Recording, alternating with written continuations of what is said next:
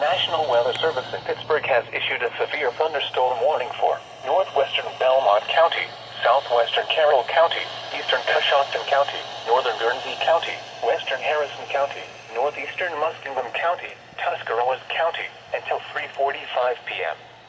At 3:07 p.m., severe thunderstorms were located along a line from 5 miles south of SVR Creek to near New Concord, or along a line from 11 miles southwest of Dover to near Cambridge, moving east at 35 miles an hour.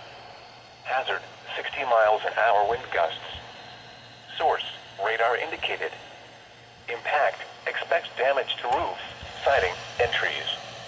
Locations impacted include New Philadelphia, Dover, Ridgeville, Freeport, Newcomerstown, Denison, SVR Creek, Hutton, Antrim, Tuscarawas, Baltic, Midvale, Port Washington, Barnhill, Sharpsville, Roswell, Stone Creek, Leeds.